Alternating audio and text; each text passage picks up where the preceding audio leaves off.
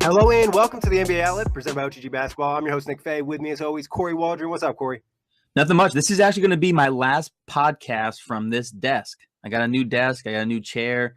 And my office, well, my bedroom is going to change slightly after this podcast. So this is the changing of an era, the end of an era. New year, new Kory, new desk. It looks like he's making moves out there, trying to pick up that podcasting game. And today we're talking trades, just like last time. Over pretty much the next month up to the deadline, we'll be talking trades. The OTG trade deadline marathon has been wild. Pretty much over 30 trades already up, so make sure you hit up the site. And as always, you can check us out, iTunes, Blog Talk Radio, Dash Radio, Google Play, and YouTube. But, Kory, let's get right into it. We'll go all the way back to day 4, starting off with a trade from Dalton Pence. So in this trade, Charlotte would receive Zach Randolph, Iman Shumpert, Kosta Koufos, and Sacramento would receive Nicholas Batum and his giant contract, Jeremy Lamb, Frank Kaminsky, a 2019 first-round pick, and a 2020 second-round pick.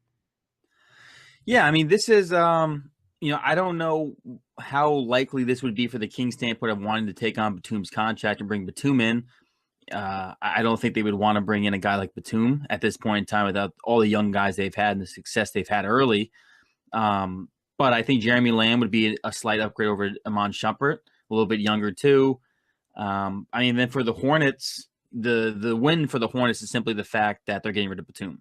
The contract's off the books. Shumpert, Koufos, and Randolph are all expiring. So that gives the Hornets a real opportunity to not only max Kemba Walker, but then they would have the ability to maybe bring in, an all-star or a borderline all-star along with them. Yeah, definitely a more positive trade for the Hornets, I guess, in a sense, for the long term. Short term, losing Jeremy Lamb pretty much signals that they're not going to make the playoffs because he's arguably been their second or third best player. So I think from that standpoint, it's like, all right, the Hornets are giving up on the season, but they are getting rid of Batum's contract, and they are giving up a first and second round pick. So it's a lot to get rid of. But from the Kings' perspective, it's like you said, do they really want to take in Batum? They have a lot of young guys that are blossoming. They're going to have to pay them. So I don't know if you want to take on the rest of Batum's contract. I think 24 this year, then the next 2 years is like $50 million combined.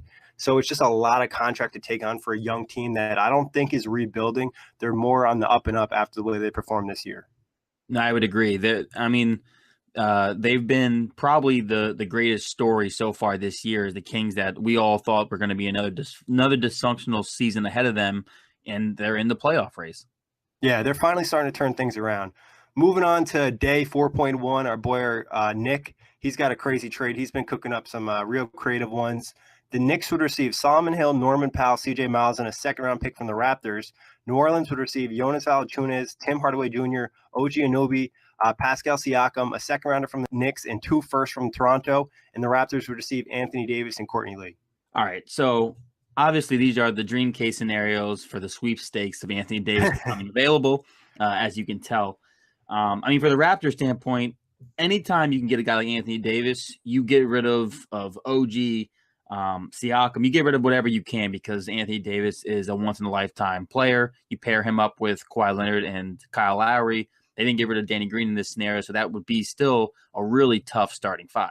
And then for the Pelicans, this is still a good deal because even though you're losing Davis, you're getting OG, which is a very nice young piece. Tim Hardaway Jr. showing some flashes.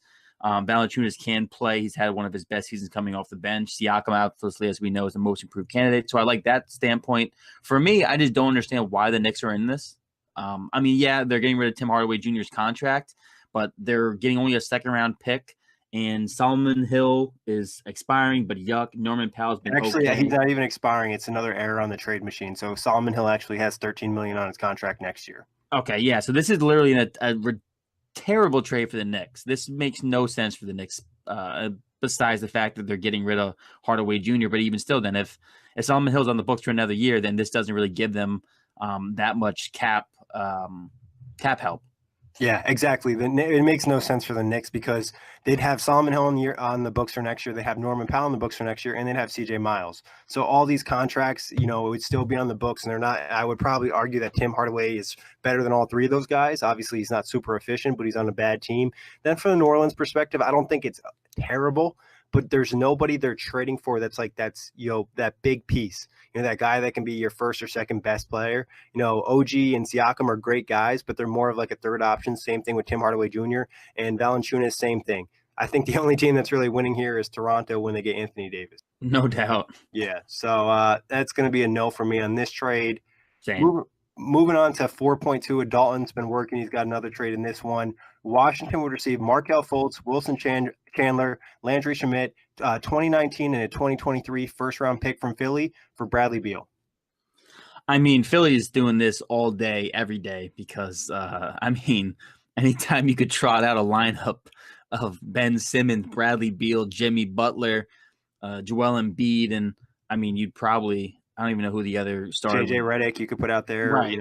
So then the shooting for that team would be ridiculous. So if you're the Sixers, you take that all day. For the Wizards, I don't think you're getting nearly enough back. Wilson Chandler, expiring, older, who knows how much he really has left. Landry Shamet, decent young asset. I'm okay with that. But because of the uncertainty around Markelle Fultz, and the draft pick to me isn't going to be anything special. So for me, I don't think the Wizards would do this. But for the Sixers, this is the kind of player they could desperately use. I don't think it's actually a terrible trade for the Wizards.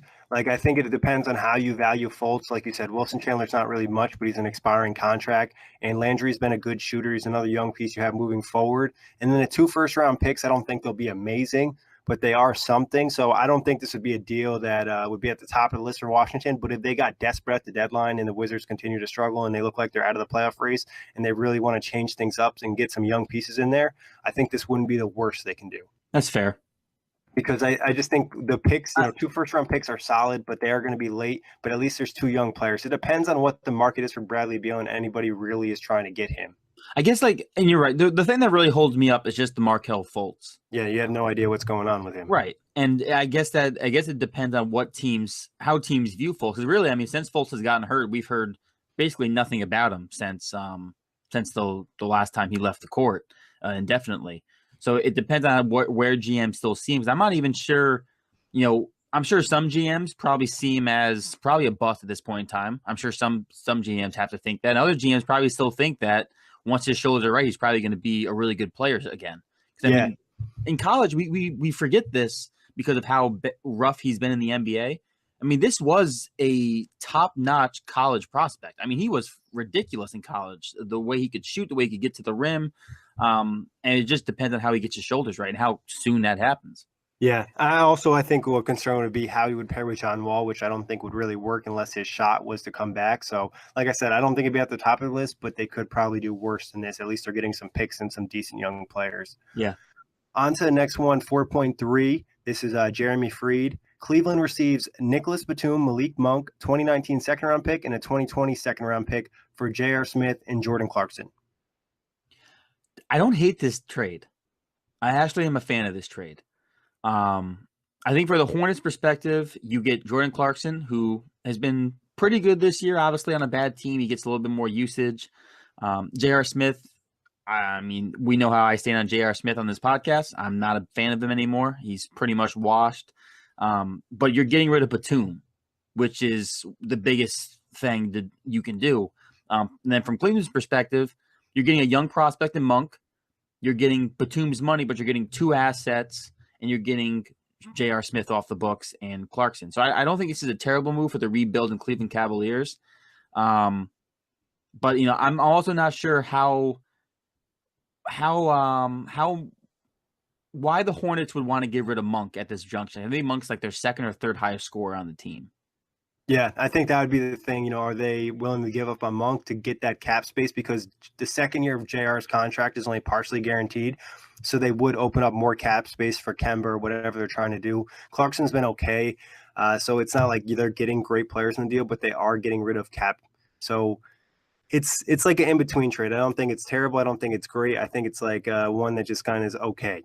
Right. I think this is the kind of deal where, let's say I'm, near the deadline, the Hornets aren't near the playoff picture. They've dropped a little bit, and they're thinking, all right, let's just get Batum off the books any way we can. This would be like that, kind of like you mentioned with the Sixers and the Washington trade. Maybe this is the best they can do, but they can get rid of Batum off the books. Yeah, and I don't think even getting J.R. Smith and Jordan Clarkson will give them a little bit more depth. So maybe they're not even dropping completely out of the race. They're still kind of staying relevant. But it definitely would just be getting rid of that money. In the second round picks, at least they're not giving up a first, so they could draft another young player if they have a high pick. On to day 5, though. Nick's back again. He's got Toronto receiving Bradley Beal, Markieff Morris, and Washington receives Serge Ibaka, Norman Powell, Delon Wright, OG, and Toronto's 2021 first-round pick. I mean, this is a lot of players moving in this deal. For Toronto's perspective, I think I'm okay with it. Obviously, you're losing Ibaka, who's had a kind of a resurgence this year, but he's still a little bit up there in age. Marcus Morris a little bit younger. I think that's an okay swap. Valanciunas still has some place. Siakam can kind of play a small ball 5 if you choose to have him there. And Bradley Beal gives you a knockdown perimeter threat. And I think he would fit very nicely alongside of Kawhi Leonard and Kyle Lowry. And then from the Wizards' perspective, you're getting some nice young pieces in Powell, Wright, and Anunube. And this kind of frees them up, too. If they wanted to try and move Otto Porter Jr., you have at least, OJ and Anunube to fill his place if you were able to move him. So I think this actually is a pretty fair trade on both sides, especially because Washington is getting a first-round pick. Yeah, I think maybe Washington might want one more pick in this deal just because of the long-term salary they're taking on. Like, Ibaka's done good in Toronto, but he's still got a pretty big year next year. And then Norman Powell's been playing well lately, but will he keep that up for the rest of the 4 years of his contract? OG and Delon Wright, obviously young pieces that are helping you move forward, but Bradley Beal is a very good player, so maybe they ask for another second-round pick or another heavily protected first-round pick. But I think this is a terrible trade. Which trade do you like more? This one for Bradley Beal or the Sixers one? I like this one more personally.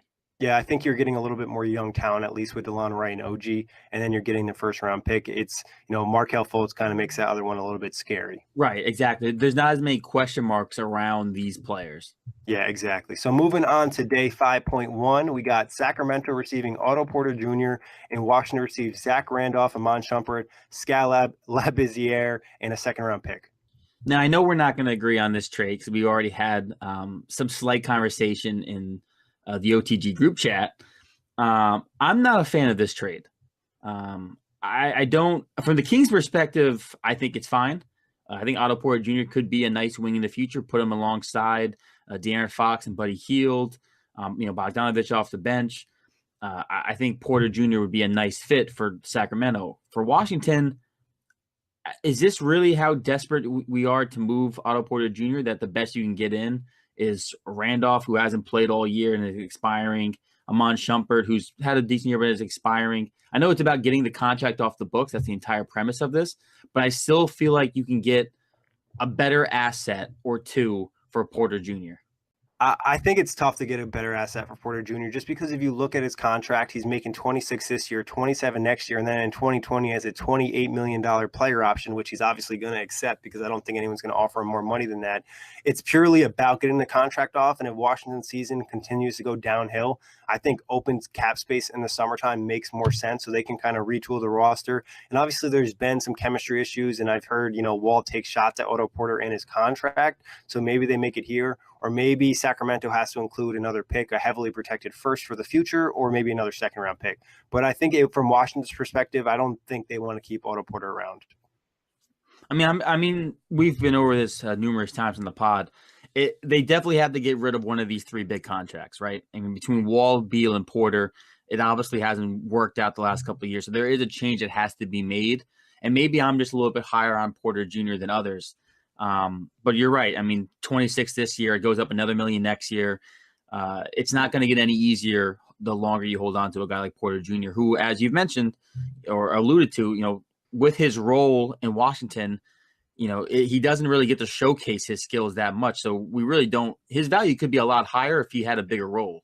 Yeah, I mean, it could end up being a steal for the Kings. I think if Porter's contract was at 20, 21, and then 22, it'd be a lot more movable. But the fact it's just like that extra 5, 6, 7 million, I think it just makes it a little bit harder to move. And Sacramento was a team when the Nets offered him that offer sheet were willing to do the same thing. So this is a team that does have interest. I don't know if there's a ton of teams in the league that are going to kind of take on Otto Porter. The only one that really comes to mind is the New Orleans Pelicans. So on from there to number 5.2, we got Dalton back again. This is an interesting trade. Denver would receive Kemba Walker, and Charlotte would receive Jamal Murray, Trey Lyles, and Jared Vanderbilt. I mean, it's an interesting thought to bring in a veteran like Kemba Walker. Charlotte gets a couple young guys for the future, and Murray and Lyles. Vanderbilt, that's kind of just a cap filler. I don't know why Denver would want to mess up their nucleus because they've been playing so well. They're the best team in basketball, or just the Western Conference? Just the West. I believe Toronto has the best record right. again. All right. So they're the number one seed though out West, the harder conference as of right now. Yeah, I mean, I think it's an interesting thought. For the Hornets, this is probably more enticing because you don't have to worry about, what happens if you can't re-sign Kemba in the offseason. But for Denver, I don't know why they would want to shake the boat. Yeah, I think it's a kind of a risk for Denver. If Jamal Murray was still struggling, I think he's played better, later in the season. I think it'd be like, all right, maybe we make this deal. But since he's been playing so well of late, it doesn't necessarily make a ton of sense to move him. Agreed. All right, on to 5.3, another crazy one from Nick. Portland receives Jonas Valanciunas, CJ Miles, DeLon Wright, OG for 2019-2023 first-round picks for CJ McCollum and Zach Collins. This is an interesting trade. Now, Nick's had some crazy trades. This is by far the best one he's done, in my opinion, so far. Because from a Portland standpoint, their biggest issue has kind of been depth. Obviously, they got the 2 stars in Lillard and McCollum. Nurkic has been really good this year, too. Can't leave him out. But this kind of trade, they give some depth balance with Valanciunas. They get another wing in CJ Miles, who has been kind of, obviously he's been dreadful this year. But who knows? Change of scenery, that may change. Delon Wright, solid backup point guard. And then OG Anunoby, that's a young defensive wing who can fit in. I think Portland gets a little bit they get more talent separation. And then for the Raptors' perspective, I mean, CJ McCollum, that's a bona fide scorer alongside Kawhi Leonard and Lowry. You still got Siakam, you still got Danny Green. I think Toronto gets 10 times better if they can add a guy like McCollum.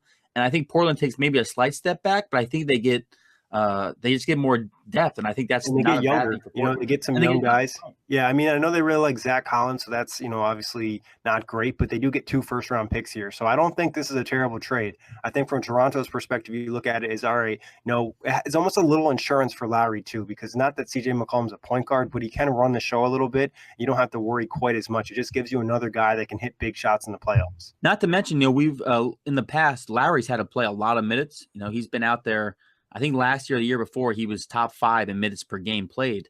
Now, if you had a guy like McCollum, you can do this, situation where Lowry can sit for a little bit and McCollum can run the offense, like you just mentioned. Yeah, and you still had Fred VanVleet, so it's like you have a good guard depth there, and you're not necessarily losing a ton because they have pieces that can take the minutes from OG and DeLon Wright, and Greg Monroe's been playing a good amount with Valanciunas being out anyway. So right. I don't really hate this trade for Toronto. It's kind of going all in. You're giving up a lot of first-round picks, and I believe they can't give up their 2019 first-round picks, so it would have to be 2021 and 2023.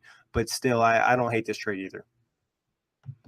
Now, on to 5.4, a trade that I'm not a huge fan of. Washington receives Jimmy Butler, Philly's 2019 first-round pick, and Miami's 2021 first-round pick, and Philadelphia receives Bradley Beal.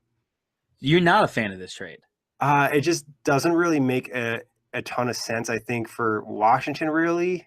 I mean, like Jimmy Butler's a piece you're getting, but he's almost just a salary filler because he's going to be a free agent at the end of the year, and you're getting 1 late first round pick and then 1 pick further in the future, and you really don't know what's going to happen in Miami. It could turn out to be a really good pick, or it could just be an average pick.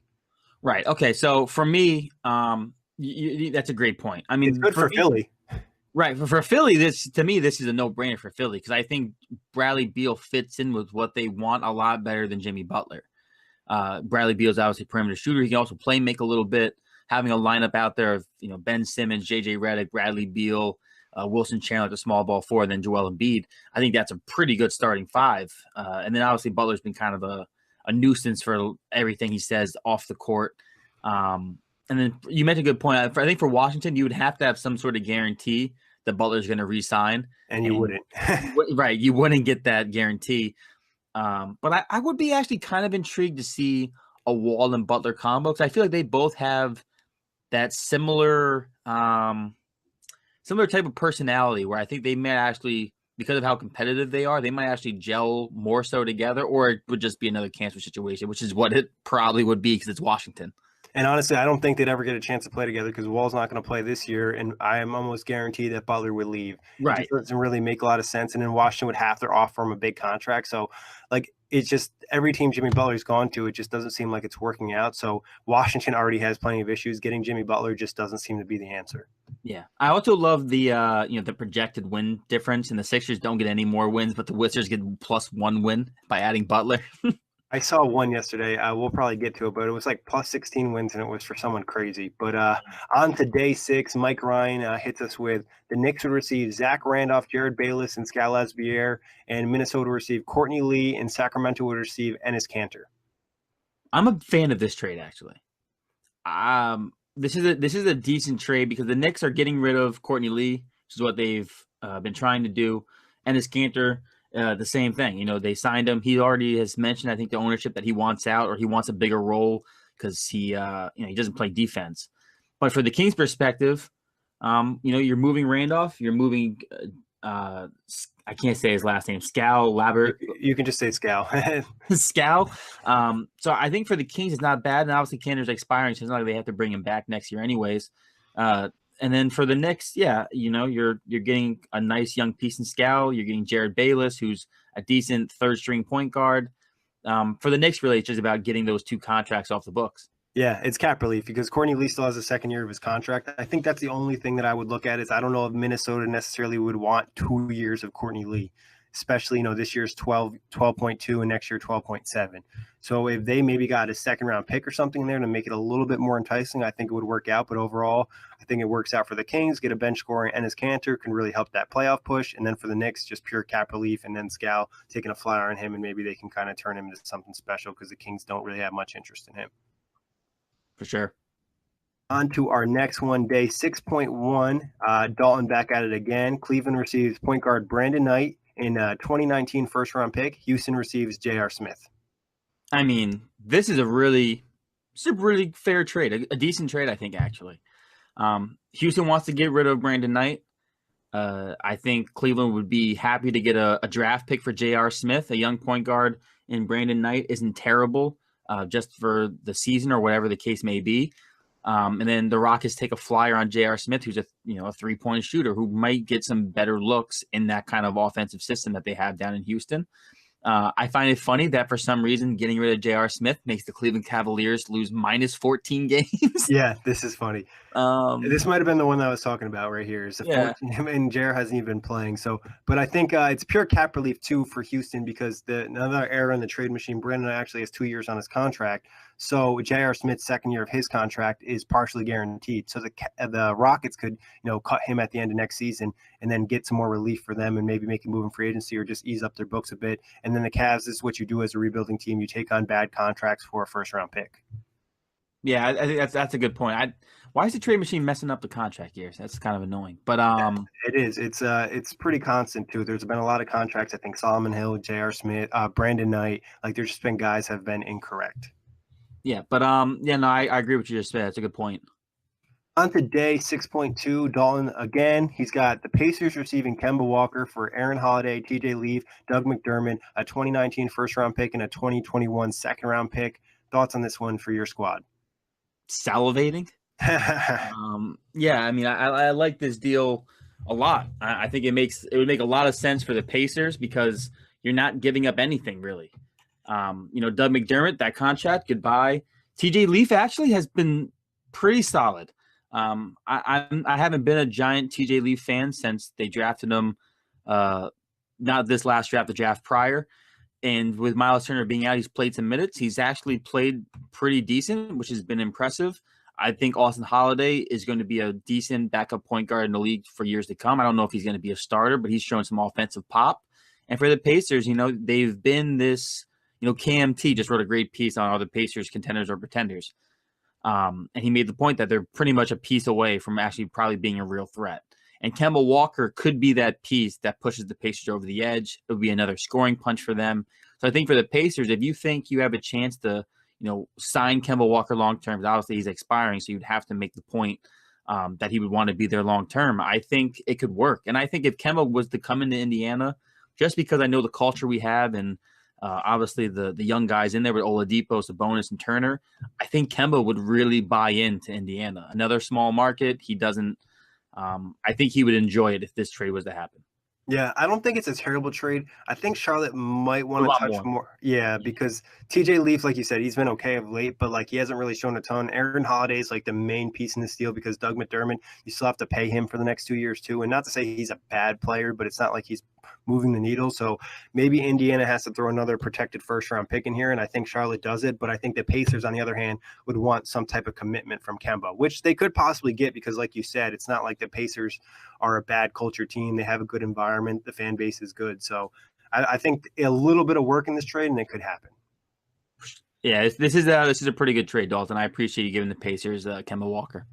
So now on to day 6.3, we got another trade from Nick. He's been busy. Orlando receives Jonas Valanciunas, Norman Powell, C.J. Miles, DeLon Wright, OG, Toronto's 2021 first-round pick for Aaron Gordon, Nikola Vucevic, and Jonathan Simmons. Right off the bat, there's no way in hell Orlando does this, because I don't think they're getting nearly enough for the talent they're giving up in Aaron Gordon, and then Vucevic has been solid. So I think this trade works if it's like either Aaron Gordon or Vucevic, because both those guys are in the deal. I just think it's a lot that Orlando's giving up, and they're not getting any eye-popping talent back for what they're giving up. For the Raptors standpoint, though, I mean, you can get Aaron Gordon and Vucevic, and then even throw in a filler of Jonathan Simmons as a nice role player off the bench. I think you do it for the win-now purposes, but I don't see why Orlando would do that. Obviously, Orlando does get a nice piece in OG and Anube. Delon Wright's been solid. Maybe he could be a point guard for them in the future, and Norman Powell, but I don't think Orlando gets nearly enough back in this deal for the names they're giving up. Yeah, I think they still have a lot of faith in Aaron Gordon, giving him that contract. Obviously, he had a really big game last night. I think ideally when you're moving a player like Aaron Gordon and Nikola Vucevic, you want to move them in separate deals because like you're not going to get even value. I think they could move Vucevic in a deal and probably get a late first round pick from a team, and then Aaron Gordon they could move to another team and maybe get young players in another first round pick. I don't think it's horrendous if you're put it in a vacuum, but I think when you're trading players like that, you're hoping to get somebody who's going to be a star on the other side. And I don't think DeLon Wright or OG are necessarily going to be a star. They could be above average starters. OG probably has a lot of potential, but he hasn't shown a ton this year. Maybe if you throw Siakam in this trade, Orlando might think about it. Yeah, but then from Toronto's perspective, which is probably what Nick's perspective was, I don't think they're going to want to give up Siakam for exactly because you're not getting Gordon. great defenders, and Siakam has that versatility to defend multiple positions. He's a one-man fast break. So, I mean, maybe you throw in another first-round pick or something along those lines. It's just tough when you're moving this many players. Agreed. Now on to 6.4. I told you Nick and Dalton have pretty much been grinding and throwing out a ton of trades. This trade I actually like. I think it makes sense for both parties. Maybe you get a third team involved in taking on Enes Kanter. So the Knicks would receive Jabari Parker. Chicago would receive Enes Kanter, both expiring. Parker has the team option for next year. Yeah, I think this makes a lot of sense. Obviously, as you mentioned, they're both expiring unless the team option is picked up. And I think for the Knicks, you're getting rid of Kanter. Whatever. You're bringing in a young guy, Jabari Parker. So we forget he's still very young, and you give him a chance. You give him a chance under a hard-nosed coach in Dave Fizdale. And culture has been kind of changing in New York this year. It feels like. So who knows? Maybe they bring him in. Maybe he has a really good second half of the year in New York, and then maybe New York decides, because we've heard rumors that he may not go after any free agents in 2019. So maybe they pick up his team option and they go into next year with Porzingis, Jabari, Knox, and a lot of these young guys. They don't go after a superstar just yet. They play out next year. Maybe they even try and flip Jabari Parker by next deadline, and then they attack the 2020 free agency class. But I like this deal. I think it would make sense for both sides. Yeah, I think it makes a little bit more sense for the Knicks because they can take the flyer on Jabari Parker. Chicago, Enes Kanter, I think, wants to play and win, and they obviously have some focus on the young guys. So if they could get like a third team involved, or maybe you just send a late second-round pick or like a heavily protected second-round pick to Chicago to kind of ease this out. But I don't think it's a bad deal. I think both parties will be happy with the change of scenery. Definitely the change of scenery would be needed for both guys. So on to day 6.5, Evan Dial, John Lair, Ish Smith, Stanley Johnson going to Atlanta, as well as a 2019 protected first-round picks from picks 1 through 14. And Detroit would receive Jeremy Lin, Dwayne Dedman, and Charlotte's 2019 second-round pick. I don't hate it, but this is not the deal the Pistons need.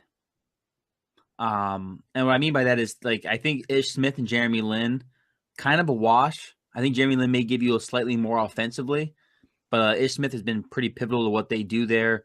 I think Dwayne Dedmon would be a nice backup, but the issue for the Pistons is they don't have any perimeter scoring, a perimeter shooter. So I don't think this trade Dedmon can addresses. shoot threes. He's really worked on that this year, and I've seen him knock down like 4 or 5 in a game. Really? Yeah, so that's something to consider. Also, I think one thing that makes it a little bit more intriguing for Detroit is John Lear has another year on his contract. So that's cleaning up some cap if they don't necessarily want to keep Lin or Dedmon. So now they're getting 9.5 off the books for next year, and we know how bad their books are with Andre Drummond, Reggie Jackson, and Blake Griffin's contract. All right, so maybe it's not as bad as I initially thought, but I still feel like Detroit would want to add more perimeter shooting, even though Dedmon's has been that guy this year, and actually he Lin's was a better 3-point shooter than Ish Smith too. Right. Okay. Yeah. No. Definitely. Maybe I'm wrong on this. Maybe this isn't as bad of a deal as I think. It just doesn't look right to me.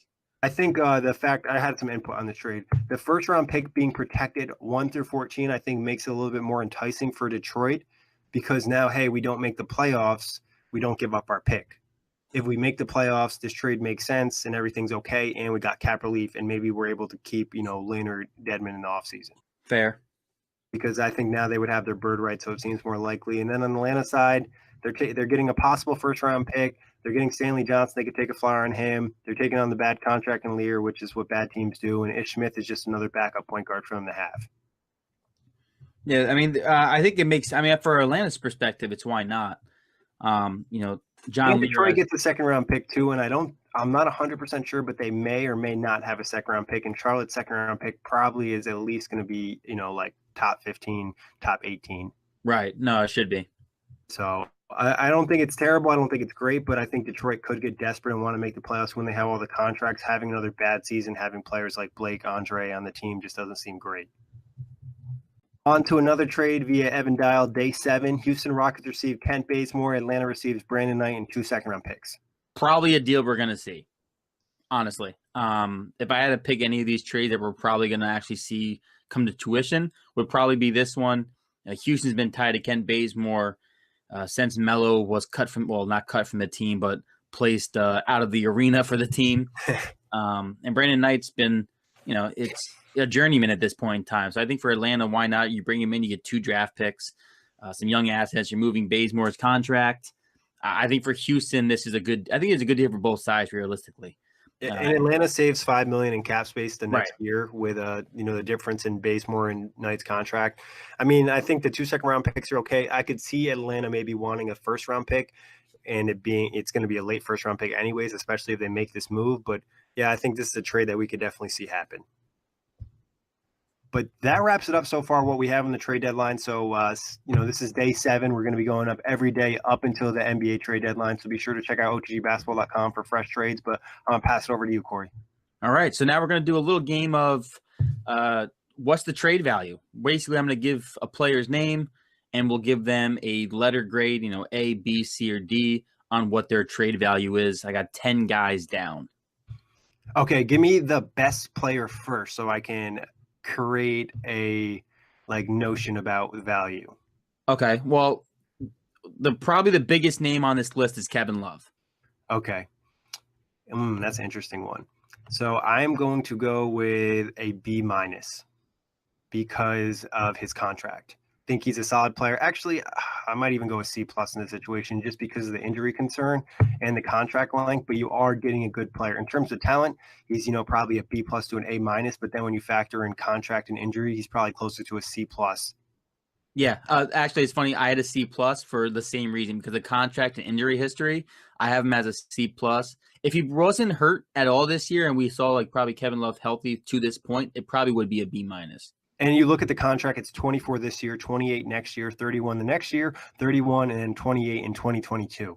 So you're locked up to Kevin Love, and you're not probably going to be able to move that contract again until it becomes, 2021 or 2022 if it's like a salary dump or an expiring deal. Yeah, no, 100%. So then next up, Otto Porter Jr. This is tough. I would probably put him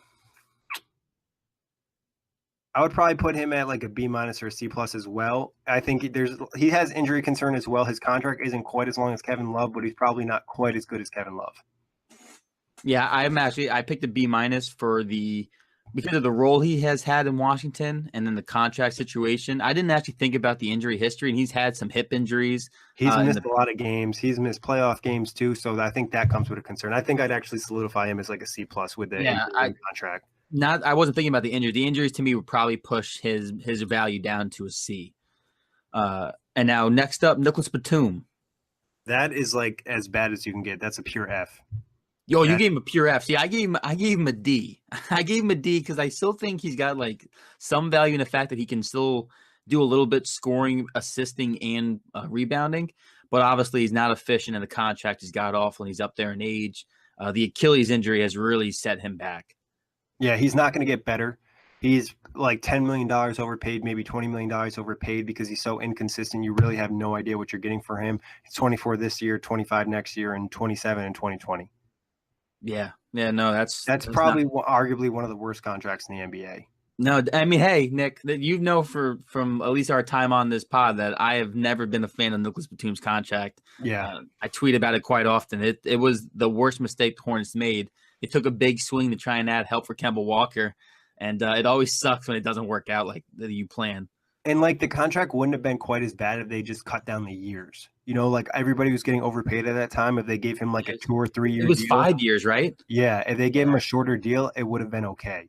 Yeah, no, I agree.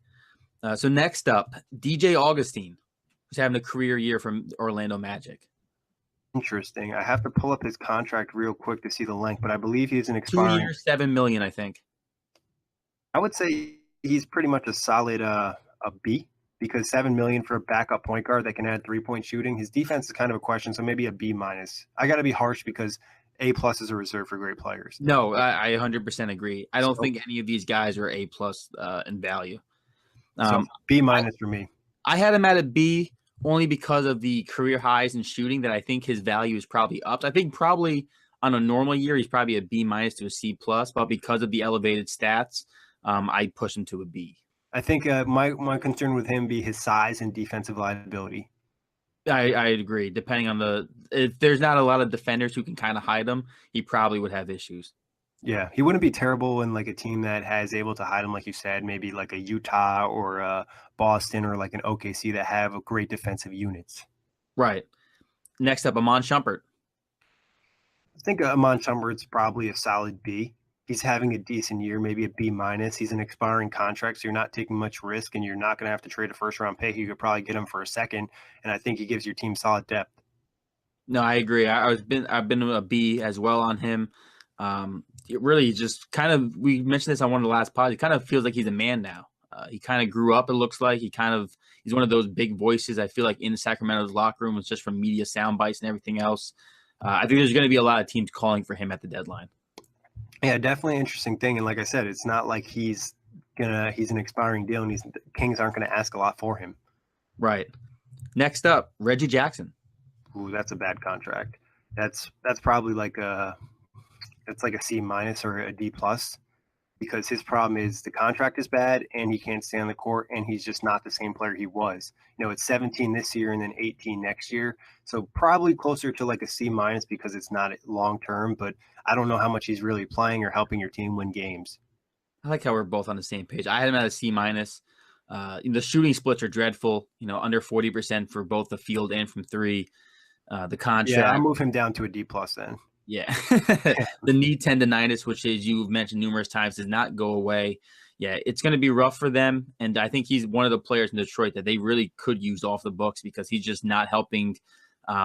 They need a true point guard, and Reggie Jackson may have been that at one point in time, what they could have used, but it just doesn't work because of the injuries. Pretty much. Wesley Matthews. It's an interesting one. He's an expiring deal as well, I believe. Yep. He's like a C plus. It's still $18 million. I don't think they asked for a first round pick last year. They're not going to get that, so probably a second round pick. So he's like a good vet to have off the bench, but nothing more than that. Yeah, I have him as a C. I think he gives you some perimeter shooting, an okay defender, but he's not as quick as he used to be. Obviously, another guy suffered an Achilles injury. And besides shooting threes, he doesn't really give you that much. And as you mentioned, the 18 million expiring. It's good if you could get Dallas to take on something that has another year or two, but they probably won't because they want their cap space because they're going to have a ton of it this upcoming offseason. Exactly. A name we mentioned already of one of the trades, Kent Bazemore.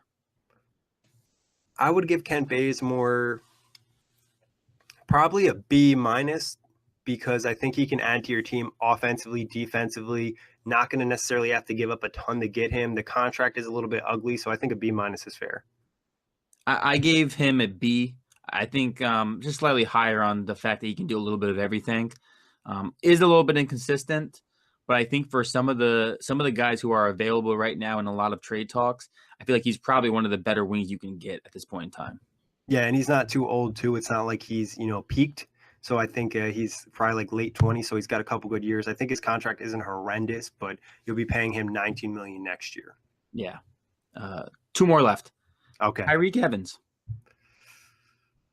Honestly, he'd probably be like a C plus to a B minus because he obviously has been great for the Pacers, but he's an expiring deal and maybe a change of scenery could get him going. I think depending on the team can make a big difference. If he's getting the ball in his hands a lot, he's going to be better, but if he's not, then he's not going to be great. I gave him a C. I haven't seen the guy I saw last year in Memphis. He moves around the court the same. He does the same he takes the same type of 3-point shots he was taking last year. They're just not falling this year. And it could just be a change of scenery. But I think the Tyreek Evans experiment in Indy has more or less failed for what they were hoping to get. He's basically just been Lance Stevenson 2.0 with not as fun antics. Yeah, and I mean, the Pacers are probably, trading for a second-round pick, you think? Yeah, somewhere like that, yeah. Depending on, it would probably need a contract match to get something expiring, but it's definitely it's not a terrible deal if he were to play better. It's someone, you need to take a risk and get somebody in there. And the expiring deal, you're not long-term commitment. So it's not like a horrendous move, but like you said, he hasn't been great this year. Right. I think some teams would be interested in having Tyreek Evans as the playmaker off the bench, For sure. A ball handler. And lastly, now this one's kind of interesting. I don't even know if he's available, but Derrick Rose. This is an interesting one. His contract's extremely low. He's been playing like a 6-man. He's even been playing better defense, I think, this year as well. His contract's only $2.1 million. He's probably like a B plus.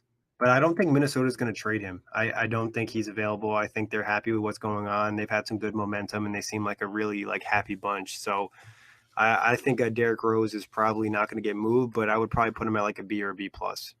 See, and I had him as a B. And the only reason I put him on here is I was just thinking, he's expiring at the end of the year. They have Jeff Teague. Tyus Jones has been playing more minutes since Saunders has taken over, and honestly, playing some really good minutes. Now that he's actually getting some playing time. He got minutes last night too. Right. So I kind of feel if you probably can't move Jeff Teague, right? The contract's a little bit too big. He's trash, and Tyus Jones could be the future. It may be, if I'm Minnesota, who also is paying, Wiggins and Towns some big money, it may not be the worst thing to get rid of Derrick Rose, who has a lot of value now, and then look towards having Tyus Jones kind of be, the point guard, but getting more minutes play while you still have Jeff Teague. It just depends on where you see Derrick Rose long term. If they don't plan on bringing him back, I don't know why you hold on to him. Yeah, I think they want to make the playoff push, and I also don't think they mind playing Tyus Jones and Derrick Rose together. I think they don't mind playing Rose at the 2 a little bit because he's still pretty athletic where he's done a decent job defending guys a little bit bigger than him. Yeah, no, you're right. That's actually the one good thing about Minnesota's guard play is most of those guards can play either the 1 or the 2. Yeah, and Tyus Jones, even though size-wise defensively he can't play the 2, he can still give you some floor spacing a little bit. So I think they look to keep him because I don't know. Derrick Rose I don't think wants to be traded. I think he's happy in Minnesota because he's finally getting his game back too.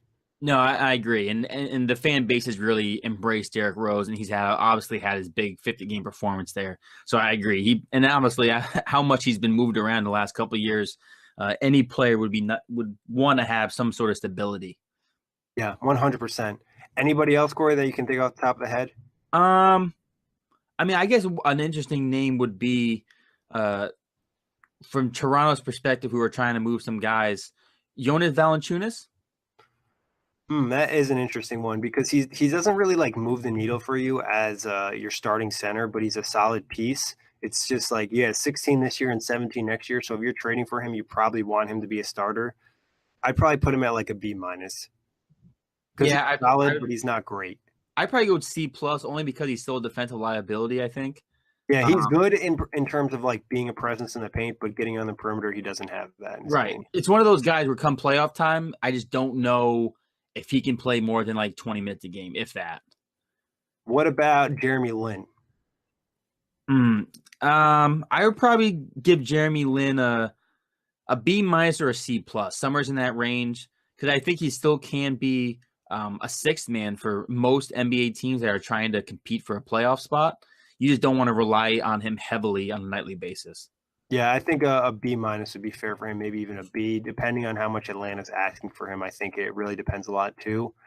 Oh, I got one more guy, actually, a little bit of a bigger name, Vucevic. Uh I think he's like a B to a B plus because he is expiring, so you're trading probably a late first to get him, but he's going to give your team a big boost, especially depending on where you play him because he's been really good this year. Yeah, he has been. I'd probably go with a B. Because I think I just don't know the exact fit. Because he's kind of There's only a couple teams that could really work him in, to be honest. Right. And actually, this is how we should end the game because there's a team obviously that's had a ton of turmoil, and that's the Boston Celtics. So let's just go through a couple of the guys who could be traded. Jaylen Brown. That's an A minus probably for me. I think he would be a guy, a B plus or an A minus.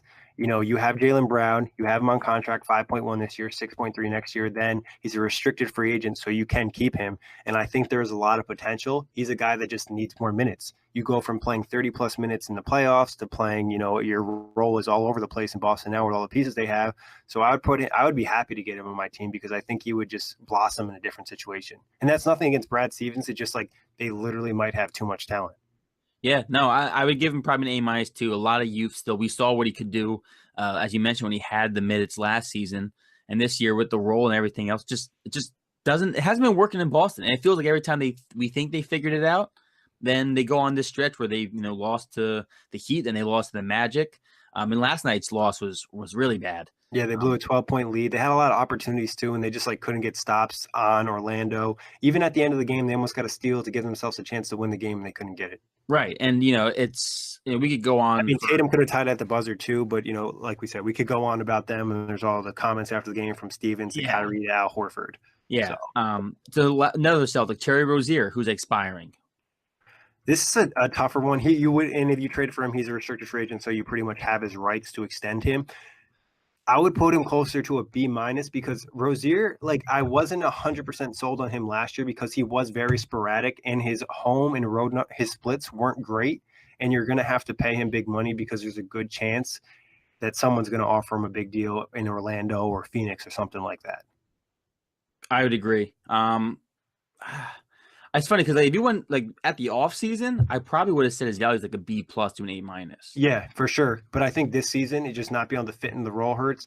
And like I said, I'm just not personally 100% sold on Terry Rozier as a starting point guard. That's just me. I know a lot of people are on that hype, and he's had a lot of great moments, but I think some of his shooting splits are somewhat scary. Yeah, especially. But another guy, it's the same thing with Jaylen Brown. The role fit has been his issue, and he's one of those guys who really needs to be out there. I mean, he played the other night, I think, 18 minutes, and he took 8 shots in 18 minutes or something like that. And he had the third most shots on the Celtics for the night. He only played in 18 minutes. And anytime a guy gets those minutes and he's just going gung ho, trying to will his own offense, it's just problematic. Yeah, I think I'm just personally a bigger fan of what Jaylen Brown can do, and I just have more confidence in his skill set than Rozier's. I would agree. I mean, I think, and especially the wing position, as we know, is probably the most important position in the NBA. Well, the point guard position is still very important, but now the wing position is what everyone is targeting. You need to have wings who can guard. You need to have a lot of wings too. You can't just have 2 wings. You need to have 4, maybe 5, because sometimes you're playing 3 wings at a time. And they got to be versatile. They got to be able to match up with 2, 3s, or 4s, and maybe even 1s, depending on who they are. That's maybe why I like Jaylen Brown. That's why, because I think as he develops even more, he's getting stronger. He can deal with a little bit more, versatility in terms of defense. Exactly. Anybody else on Boston? I mean, we can make the case of a guy I don't think he's going to get moved. Actually, why not? Gordon Hayward. I think, based off of this C year, minus. yeah, probably based off of this Sad. year, just because, we don't know how much better he's going to get with the injury. 31 this year, 32 in 2019, 34 in 2020 on a player option. And it's not like he's the youngest guy You honestly would have to package probably a draft pick with him to get rid of him. or one of the young guys, like one of the young pieces you have, you'd probably have to package to get rid of him. Right. So, Which, if I'm Boston, no offense, I probably do, because I think actually Gordon Hayward may be the biggest problem to the Celtics team. yeah, and it's always a tough situation when you have a player coming back from injury because he can get probably close to the level he's at, but it's going to take a lot of reps. How much does that hurt the team? How much does that hurt the chemistry of the team? I don't think it's his fault necessarily. But not to go back in the conversation of what happened last night after the game, it sounded like Kyrie was really frustrated with Gordon Hayward after the last night's game. Yeah, which I get and I also don't get because it's not like Jason Tatum is a bad player and didn't get a decent shot. He almost made the shot. Kyrie, just being, the alpha on that team, wants that shot. He wants to be the man. Right. Do you feel confident? Obviously, at the beginning of the season, Kyrie said that he's going to be back in Boston. Do you feel less confident about that statement after the way the season's gone for the Celtics? After the last two games, actually, yes. I'm worried about it. Last night he waited till everyone dressed and left till he got out of uniform. He sat at his locker staring straight ahead. And I saw someone comment that's like the equivalent to someone posting "I'm annoyed" on Facebook. Yeah, I guess it is. I mean, because obviously, and with his statements about these guys don't know what it takes to be a championship level team. They think it's hard now. It's only going to get harder. We want to make the finals. Yeah, and he made the one comment in that, and I'm telling you, it was directed at Hayward. He said some guys used to be able to get away with their athletic ability and not being able to work hard, and that doesn't work anymore. And there's only two guys on that team that aren't young, and that's Al Horford, who's got a knee injury, who I don't think Kyrie would be calling out, and Gordon Hayward, which to me becomes more problematic because Hayward and Irving, if they're gonna stay in Boston, they're gonna be together for the next 3-4 years. They're locked up. They're not going anywhere. So yeah, I'm a little bit more problematic. And who knows, if this team does stumble, Nick, you're right. Kyrie Irving is going to look at his other options because he has made it clear that he wants to win. He wants to be the guy. And if he doesn't think Boston's going to be that place, then he'll go look to play with one of his buddies. Yeah, or he could just come home to New York, Right. I want to throw in a couple of Nets players for you. DeMarre Carroll. I'd probably say a B minus. Yeah, I'd probably say a B minus, B or a B because he's been really good over the last stretch. He's gotten really hot, and it's expiring deal, but you do have to find $15 million to match the contract in the trade. The Nets, I don't think the Nets are going to give him away for free. They'd want a late first round pick if they're going to move DeMarre because he means a lot more to the team than just his play. No, yeah, he's the. It's actually funny. We watched the Nets game, me and my dad, the other night, and he was talking in the post game, and my dad was saying he was like, wow, he's a really well spoken guy, and he just seems he's like, is he a big member of their team? I was like, yeah, he's probably one of their leaders. And yeah, DeMarre Carroll has been a stud for them, and obviously Kenny Atkinson's guy, and I'm a big fan of Carroll. Kenny loves him. He said, DeMarre is the type of player you tell him anything, he'll do whatever the team wants. He doesn't care about his role. So he's just a perfect guy to have to kind of fit in. What about Rondae Hollis-Jefferson? Oh, man. This is funny because before this year in particular, he was probably my favorite net. And obviously the injuries have kind of hurt him this year. I'd probably have to now. Yeah. I probably would have to say his value is probably like a C+ to a C. Yeah, it's probably a C+. The only positive you do trade for Rondae, it's a small contract, and you do have his rights. If you believe you can kind of turn him into something different, I think you would need his ideal fit is playing with a stretch center. Or we talked about it on the Brooklyn Buzz, possibly like a team like Boston or Golden State could really benefit from a player like Rondae because they can make great use of him.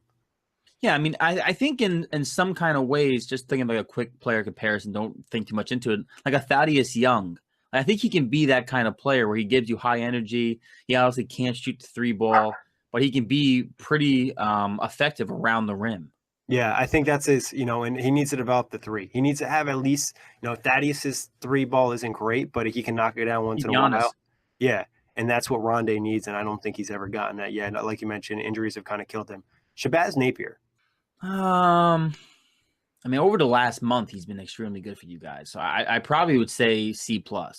Yeah, and small contract, a backup point guard that can kind of give you something off the bench. Not a bad piece to have, especially if you get injuries. And next year of his contract is non-guaranteed, so it doesn't work out. You can just cut him.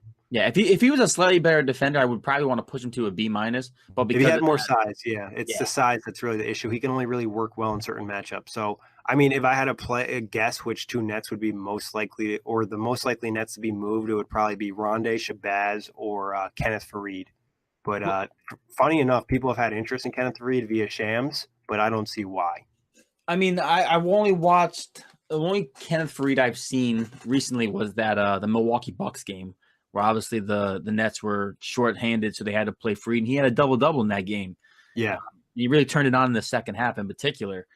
I mean, yeah, I just, like you said, there might be some interest in it, but I still think any team that acquires him, I mean, you're not looking to play Faried any more than 15 minutes, right? There can't be a team out there. He's just an energy big that can give you a couple of layups, a couple of dunks, some rebounds. He's not amazing defensively. If you can get him to buy in and get him energized, maybe it makes sense. I think like I've heard the idea of maybe OKC because of the Nerlens Noel injury if they wanted to get some type of big. But again, the Nets are not looking to take on long-term contract unless it's a very good young player. So that makes it hard to move him. That's a good point. But I think that wraps it up, Kory. As always, like we said, make sure you check out OTGbasketball.com for the trade deadline. The guys are doing a ton of work. We're going to have trades up until the deadline. So pretty much for, what is it? See if I can do the math quickly off the top of my head. Be like 24 days more of NBA trades at OTGbasketball.com, and we'll be touching on the outlet. So check us out, iTunes, Blog Talk Radio, OTGbasketball.com, Google Play, Dash Radio, and YouTube. I love it. Peace out, knuckleheads.